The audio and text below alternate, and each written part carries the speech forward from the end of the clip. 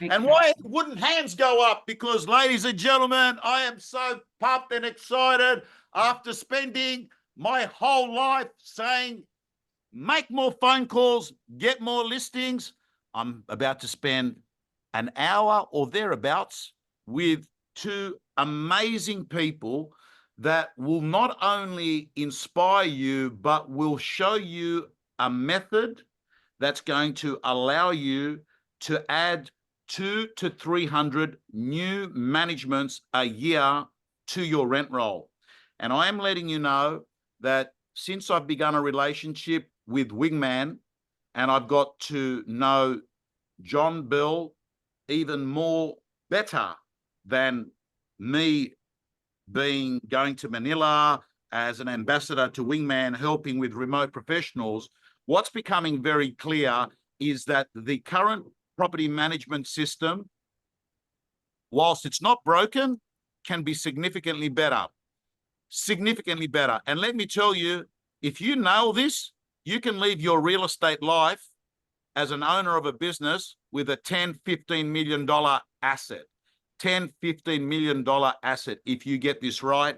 And today joining me is Jordon Slinger, who is an amazing BDM, not me just saying it, recognized as the premier award in business development management in Australia is the REB Award, and he is a recipient of it. I also have with me Jonathan Bill, who is the owner of Wingman, as well as the owner of Housemark. Tell me, Jono, tell me a little bit more, because everyone associates you as the guy that looks after all the offshore talent in sales. But a lot of people don't know that you have an extraordinary real estate business. And in fact, today, I read, if I'm correct, that your business has been nominated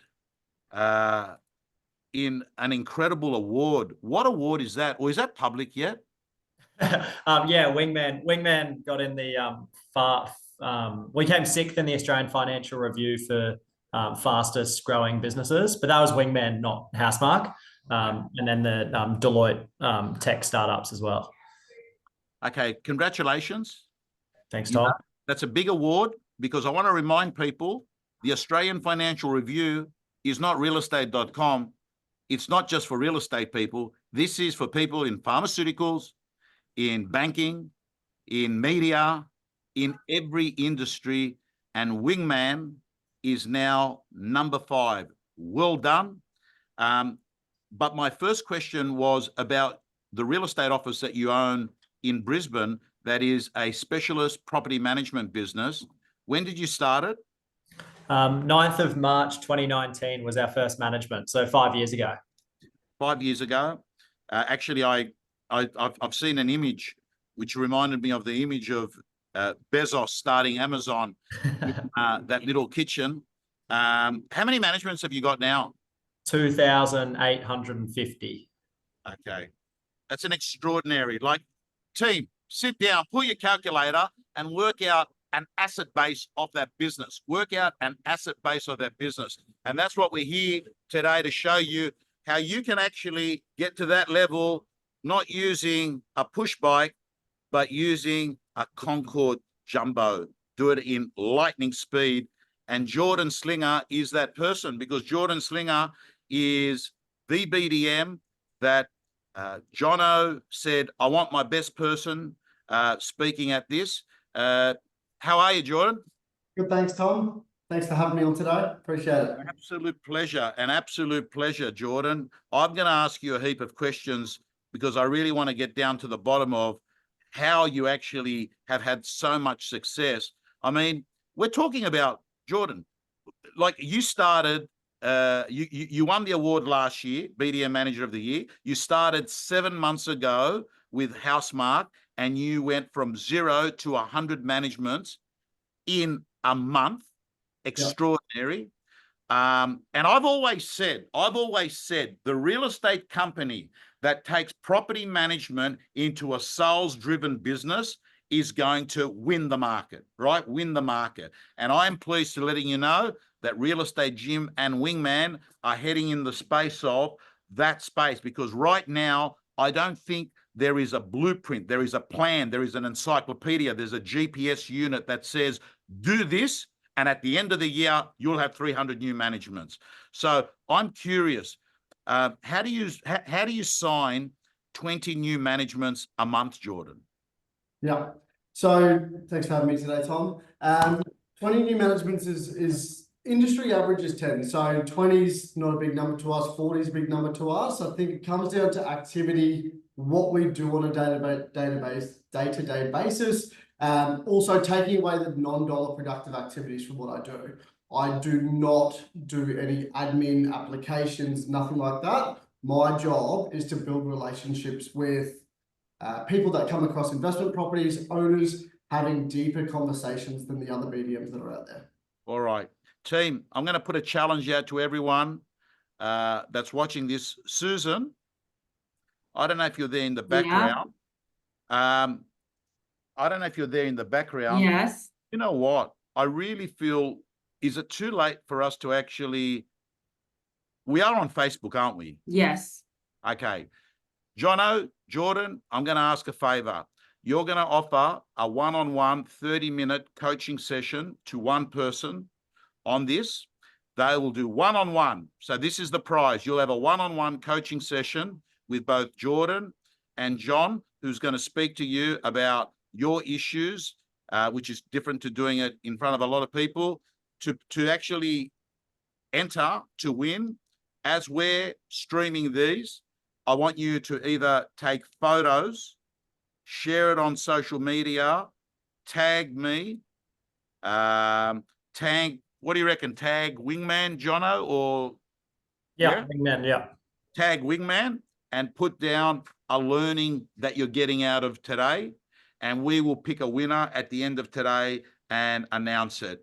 Those of you that are watching on Facebook right now, all you got to do is press the share button, or you can actually do the same thing. You can take a photo, put it on Instagram, share it, tag Tom Panos, tag Wingman, tag Tom Panos, tag Wingman.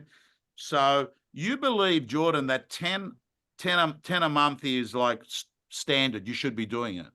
100%. I'm signing 10 a week at the moment. Okay. How many days do you work? 6 days. Okay. What does the typical day look like for you? Yeah. So a usual BDM will come in. I don't come into the office until after midday. So I'm out meeting people, meeting referral partners, meeting owners, basically building relationships is what I do. So I come in and then I just go through proposals using my offshore. Now I don't usually work off a computer. I usually work off my phone, and I run. So it sounds like to me you are a leader of a team that's in delegation mode, and you're delegating activities and monitoring those activities. Is that what you're saying by you? Yeah. I delegate everything offshore. Yeah, I think, Tom, like that's probably a big thing that Jordan's done really well, is that most BDMs get stuck doing an entry report, going to the houses, doing a lot of the leasing, doing a lot of the backend activities, which consumes them. So they think that most BDMs are doing 10 managements a month, and they say they're overly busy. And we've tried to adopt the EBU model, like you do in sales, where you've got the top salesperson or the top BDM, who's Jordan, and we built a team around him so he can focus on what he's best at, which is getting the best rents, signing the managements, and getting the best results for the clients, and having raving fans, and then delegating everything else. And I think that's where a lot of BDMs get unstuck, because there's so much compliance and admin involved in that leasing process. They get stuck doing that on a daily basis. I really like, the first thing I'm hearing is your team is prospecting business, not just processing business. Big difference, right? Big difference. So your typical day looks like first half you're out.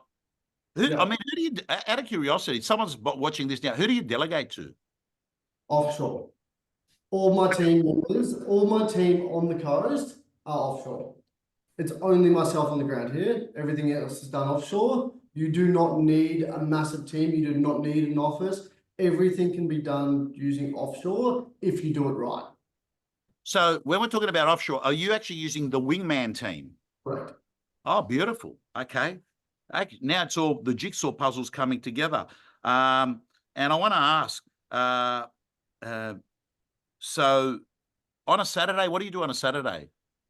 So I'm doing the same thing, going out meeting people, going to open homes, dropping bottles of wine to sales agents, going to financial advisors. You know what? I actually think, don't get me wrong, I think you must be really, really good. But I reckon part of the reason why this is happening is you're just there. I don't think people do that in that industry. I think what we are talking about is groundbreaking, but in sales, it's like, this is what we do. And you know what that says to me? No competitors. What a free run that you've got there. You got a free run. And you know what else I like about your business? In property management, you get another strike at it. You might even miss out. But in real estate, you miss out, they're gone. They've sold in Byron and they've moved to Wollongong. I don't know why you would do that, but anyway. But the point is, they're gone. That client's gone. With there, you get another crack at those. So I want to ask, Jono, I'm going to get you to chime in as we're going through here. Because at the end of the day, you run that business. How many property managements do you reckon a property manager can manage? Yeah, I think industry standard is about 100 to 120 per property manager. In our business at Housemark, our property managers manage double that. They're managing a minimum of 250. But again, we've got the same model. It's like, how do we, in property management, it's a little bit of a lemons market where everyone's doing it exactly the same way. There's so much competition in sales. And I feel like in the sales industry, it's run really professionally. The open homes are amazing. The support teams are amazing. The elite agents are amazing. But in PM, it probably doesn't have that same limelight. So what we did is all of our senior property managers, we tried to attract the best senior property managers, and we actually elevated them and we treat them like our top salespeople. So they all get a wingman offshore EA in the Philippines.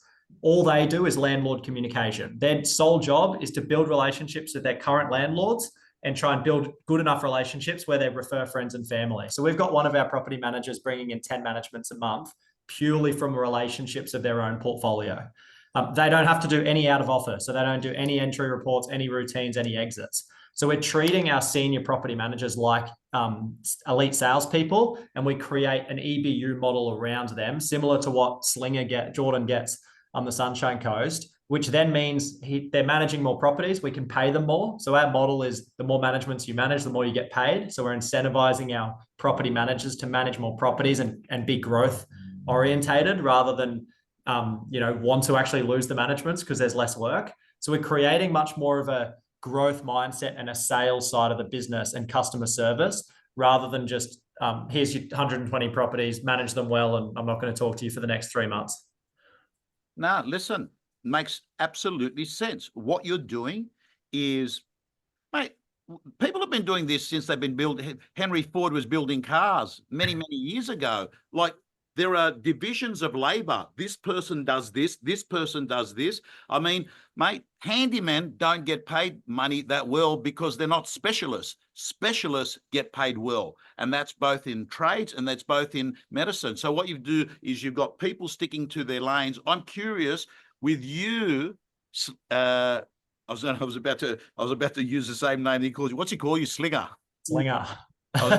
Slinger, I've met you once on camera. Hey, Slinger, I just want to ask you, do you do, like in real estate sales, we have the listing presentation. The listing presentation is the story.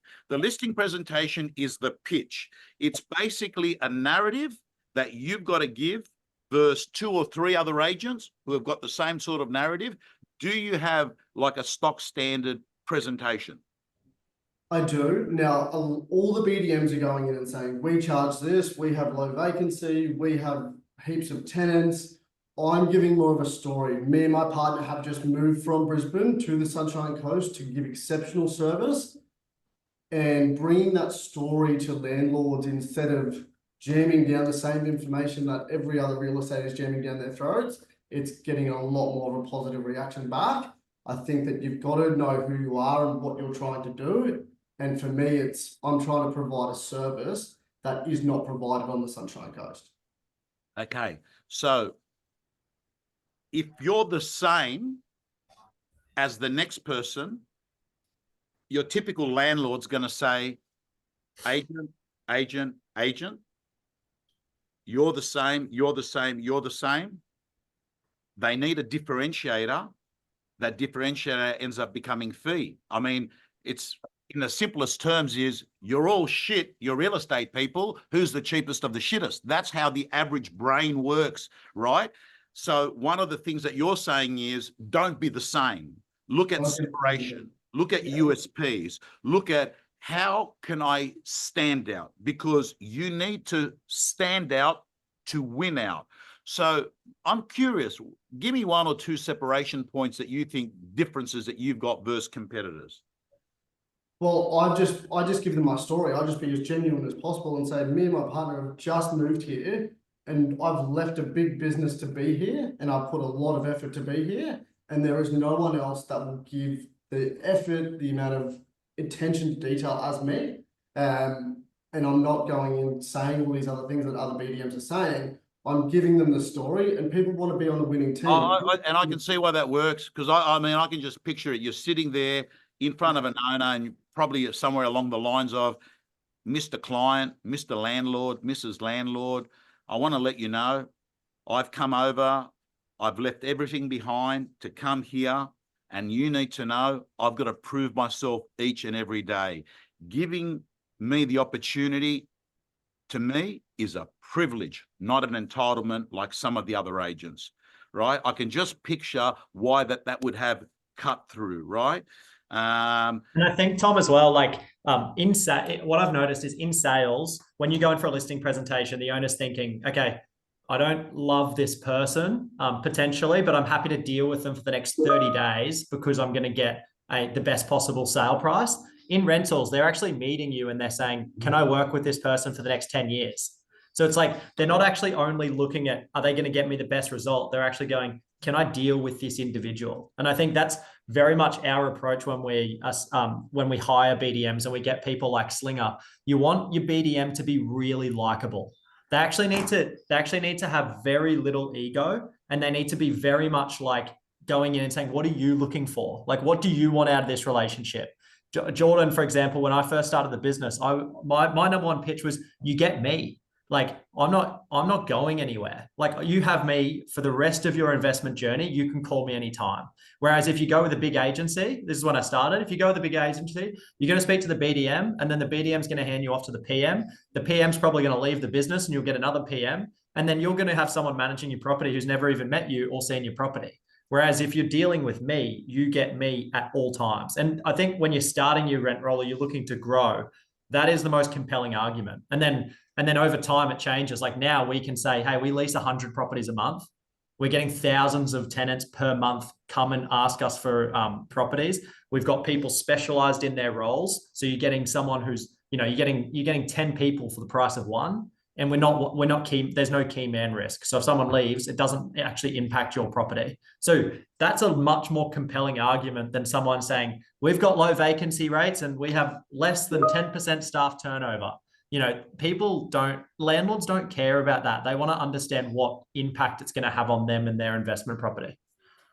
Man, I want to ask you, Jono, like, to me, the most common question so I have 50 one-on-ones a week. Some of those one-on-ones are with principals. I don't speak about property management in most of my one-on-ones, but when I'm dealing with a principal, I often have things where they say, I just don't know how to incentivize my PM department, right? I mean, I know we've got a short period of time here, but is there any comments that you guys can add to that? Yeah, I think so typically in a real estate office, I'm sure a lot of principals on here would agree. You've got the BDM, they get paid to bring in managements. And then you got your property manager who's on a salary. So the BDM goes out, gets the listing, gives it to the property manager, and the property manager's like, I don't want it. Like, I don't get paid anymore to manage this property. All you're doing is giving me more work for the same amount of money. Where the BDM's like, I don't care who manages it because I get paid as soon as it's leased. So there's this like most BDMs, Jordon would probably agree, most BDMs and PM divisions actually hate each other. So in our business, we believe that growth fixes all problems, and every single part of our business is focused on growth. And that's not just growth of new managements, but that's growth of our team. That's growth of remuneration for our team. That's growth of better service. So everything we do is we attract property managers who want to grow and want to earn more money. So we actually have an incentive program. At 250 properties, you earn this. At 300 properties, you earn this. And 350 properties, you earn this. And it means that they're actually, property managers go, if I manage an extra 100 properties, then I'm going to get paid this, and this is what it's going to do for my family. So it actually gives them a growth path. Not many property management businesses actually give their property managers incentives to manage more properties. And I think that having your property managers see a 12-month plan and see what their life could look like based off how many managements they manage has created a growth culture. And property managers are actually coming to us saying, can I manage more properties now? Which is unheard of in the industry. And that's the way life should be. It should be performance-based, right? And not only that, I like that because, sometimes remuneration schemes, like I had one yesterday, guys, where the sales agent was upset with their associate because they're not doing the work. And then I said, oh, what's your remuneration? And he turned around and he goes, oh, he gets, 2.5% of everything I write. And I said, man, you got any other jobs? I said, I'd love to come and sit there and hang out there on TikTok, sit in the office and pick up 2.5%, because you're basically saying is I'll get 2.5% based on what you write, right? So what we're talking about is reward the behaviors that we want, reward the people on the stuff that they're doing. Now, can I ask you, Slinger, were you a salesperson before? No. So I'm trying to work out I'm trying to work out, is there a specific person that people should be were you in property management? I was a property manager for about 3 months and then moved to a BDM role. I've always been in sales businesses and I've always gone to sales training. People want to do business with people they like. So if I could have any advice to a principal, hire someone because they like that person, go out to lunch with them, see what they're actually like as a human being. Are they going to get along with the marketplace? And then go from there instead of hiring someone that's not going to suit what you're trying to do as a business. Okay.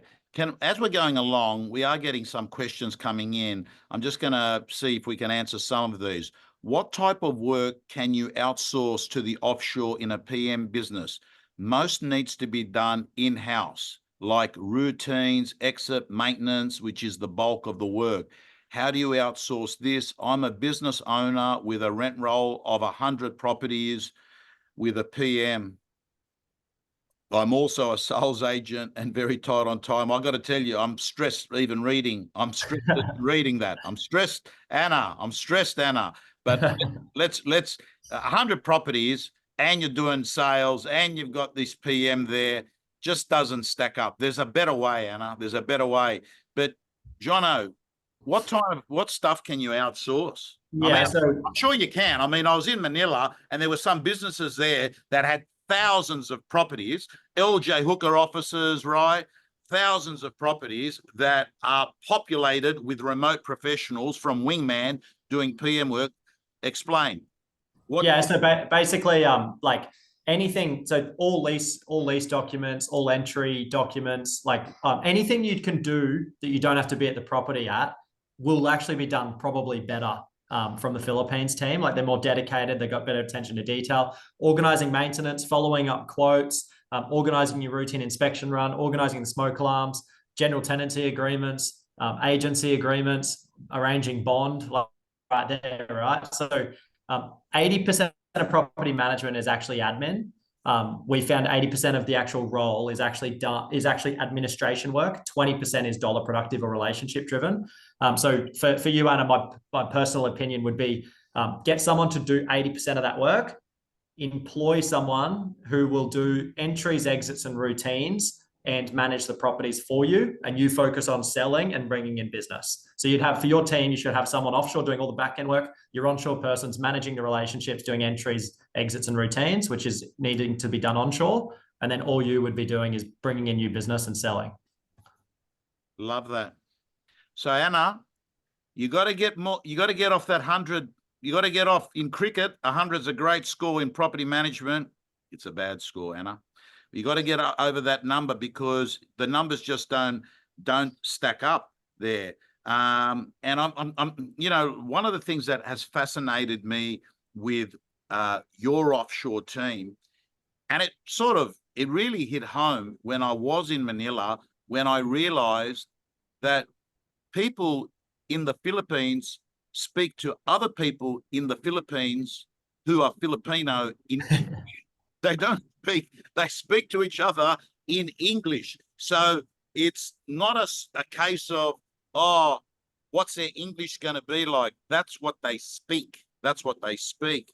Jono, can I ask you, what would the first step, like, so you're someone right now, you're watching this, you're a principal maybe, or you're a BDM, you're a principal or BDM. What's step one? So firstly, can you have your current, like some people don't even have a BDM working in the business. A lot of people don't. What's your view on the PM manager also doing BDM? Two different skill sets. If a PM can do BDM, I call them a unicorn. And typically, if they're a unicorn, they own their own business. So they're two different skill sets. Property managers need to be extremely detailed. They need to dive into problems. They need to enjoy focusing on solutions. BDMs need to focus on growth and building relationships. It's really hard to find someone who's got both those skill sets. They're opposites. They're actually opposite personalities. So my personal opinion is that it's hard to get someone to go from a PM to a BDM. But if you can do it, then go for it. It would be, I think, the better strategy.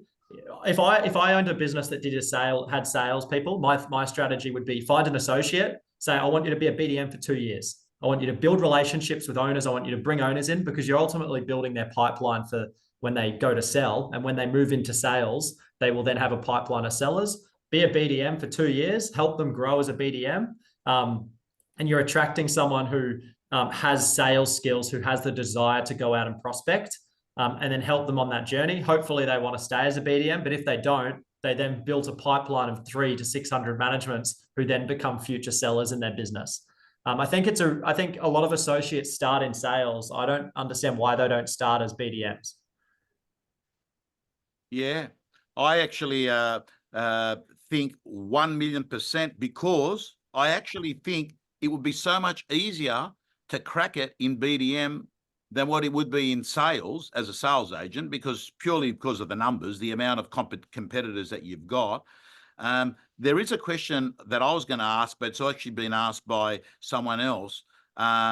When starting a rent roll organically from scratch, where do you find data for potential owners?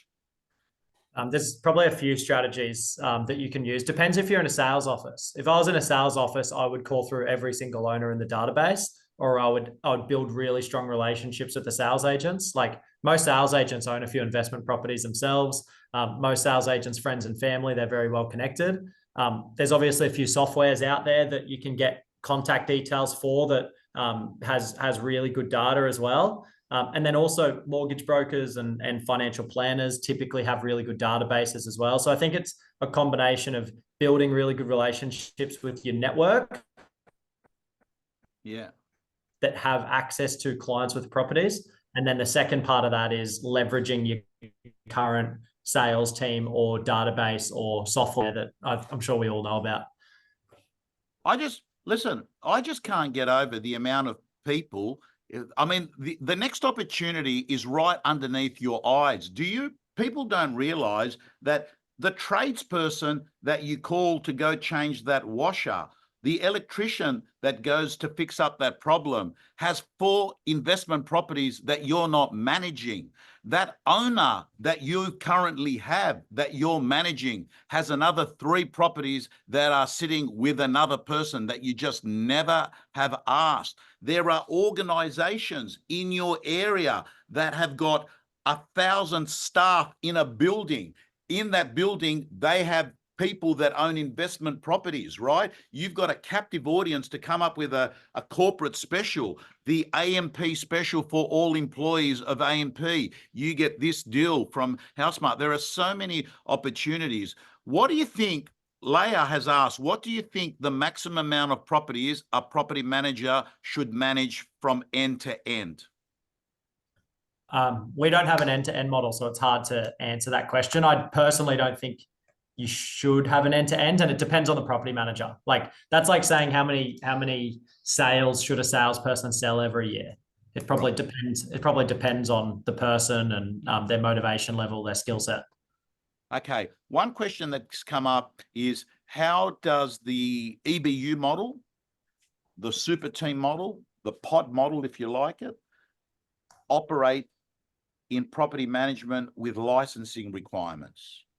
So so to hold a real estate license, there's all this the Australians are doing with a license, the things that you need. So negotiation, showing the houses, organizing all the things that you need a real estate license to do. Your offshore team's doing all the administration that you don't need a license to do. Calling a tradie and organizing an invoice or organizing a maintenance request, you don't need a real estate license to do. And ultimately, the sign-off comes from the person with the real estate license in Australia. And team, I've got to tell you, you've got to get the narrative out of your head.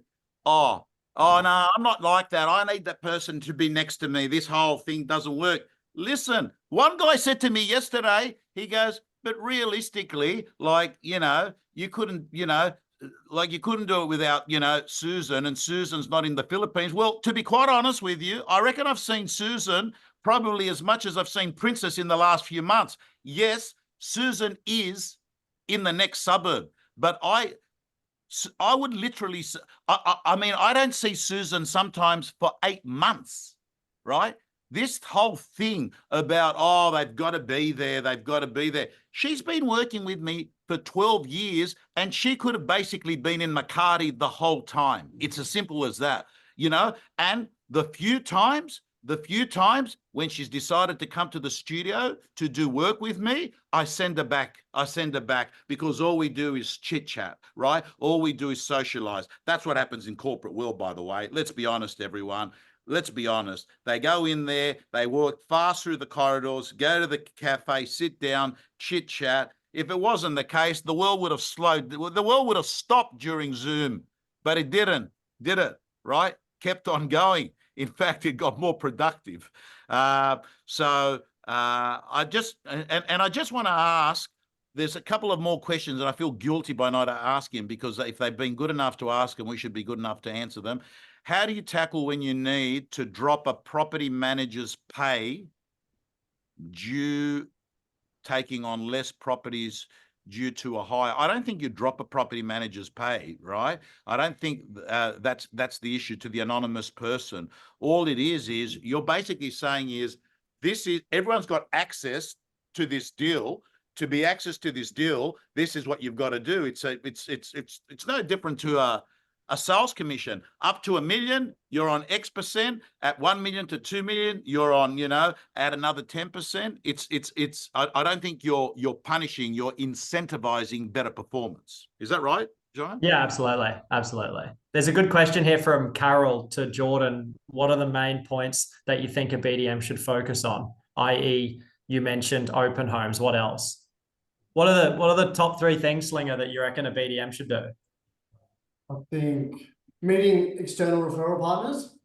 If it's inside, if you have a sales team in your business, you should be taking those sales agents out for lunch, breakfast, dinners once a week. You should be building that relationship, so when they come across an investor, that person will reach out to you and say, hey, this person's ready to go.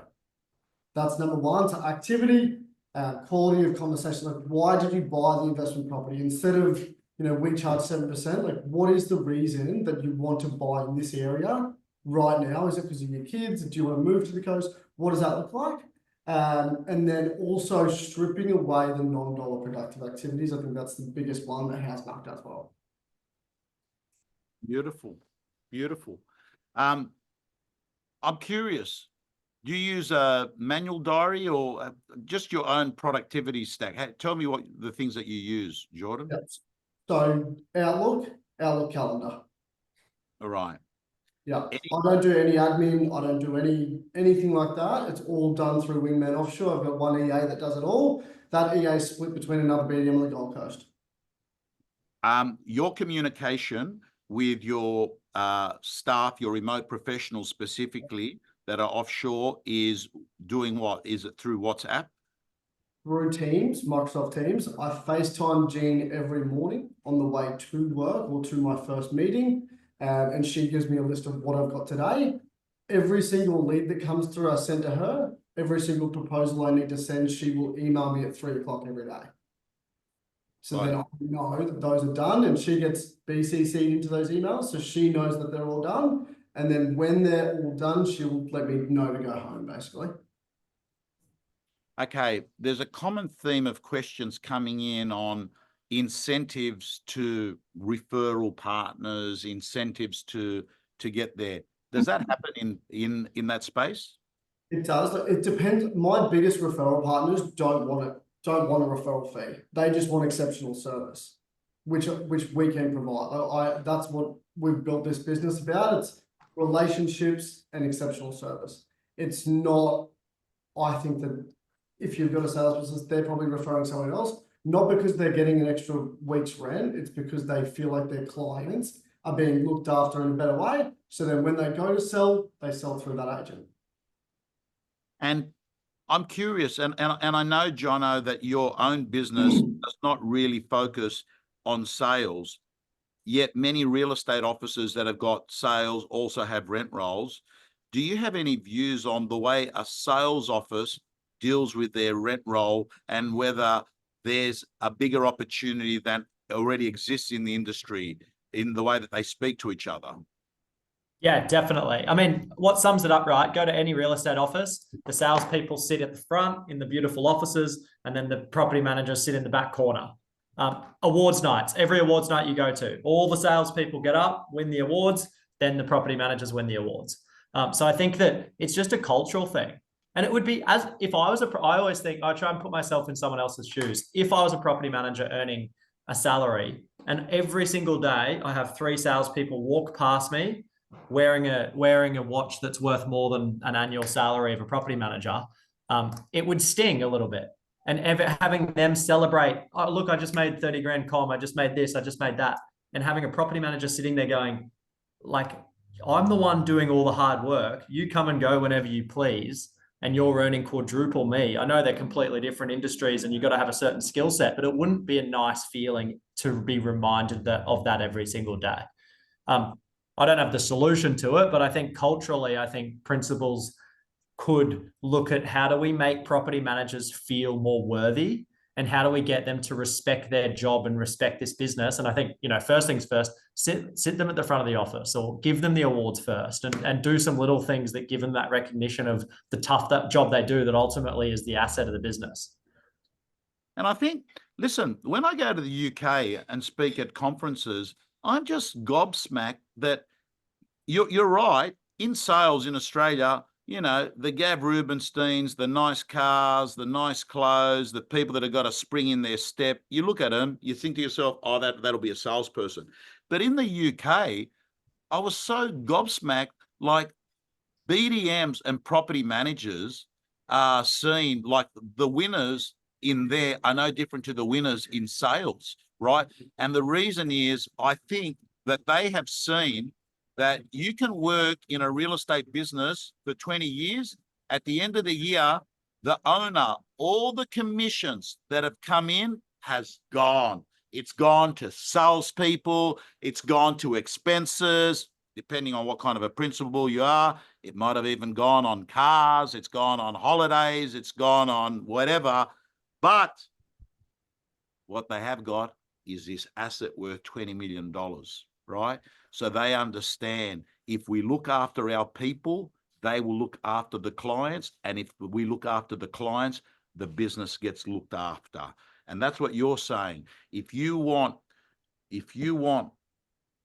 your clients to be looked after, and if you want a momentum spread saying use Housemark, you got to look after your people, because then they feel proud.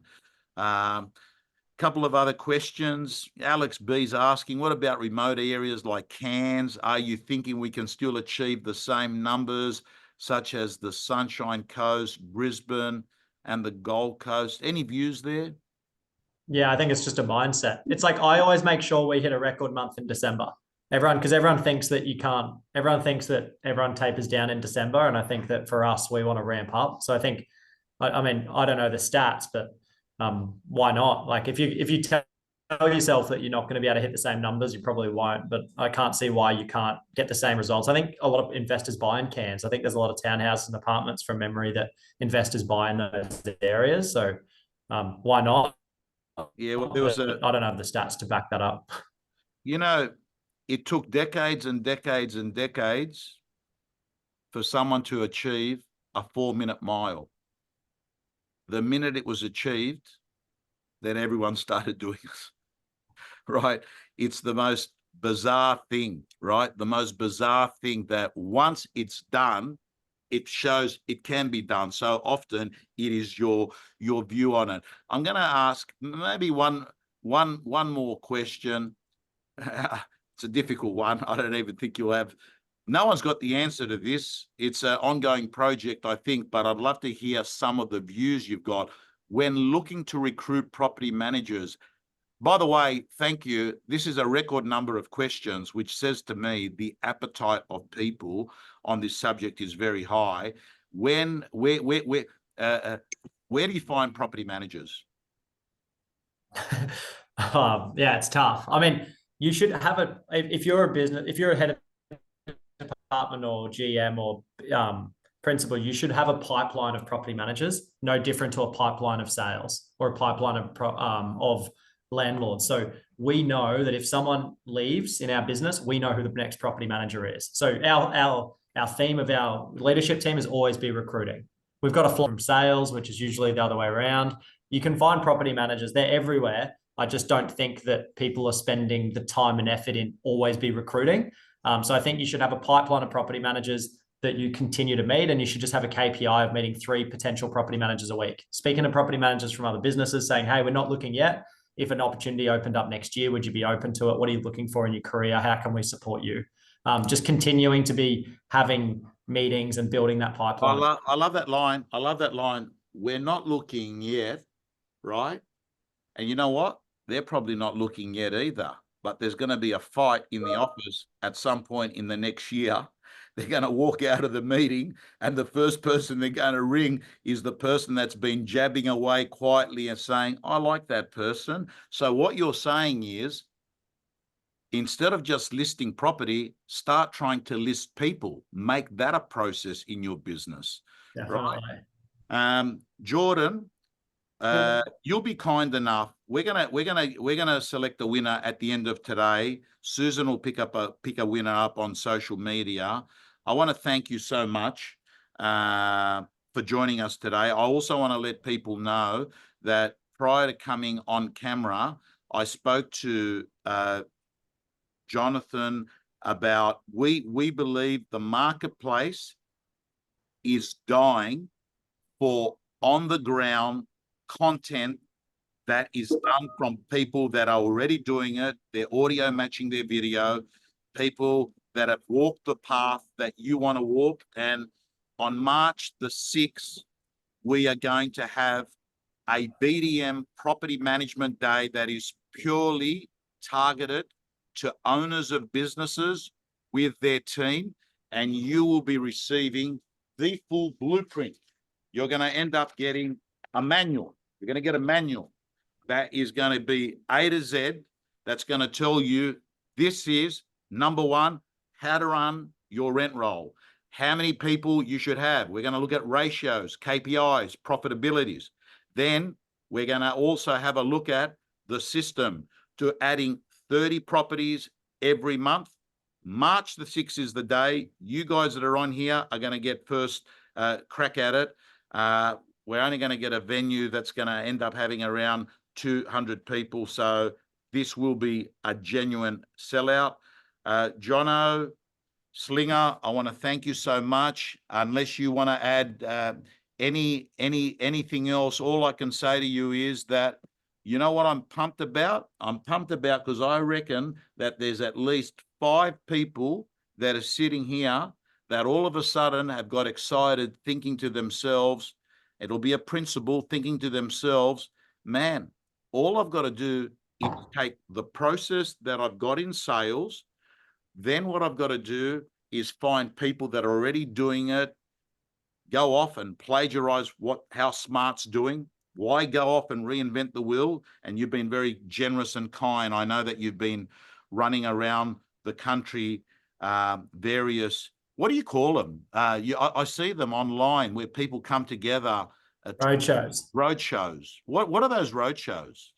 They're just a one-day event, similar to what we'll do together, Tom, in March, but we're going to ramp things up in March. But basically, we just give people the playbook of how we've done what we've done, and how we utilize a wingman to be able to give growth within businesses and profitability.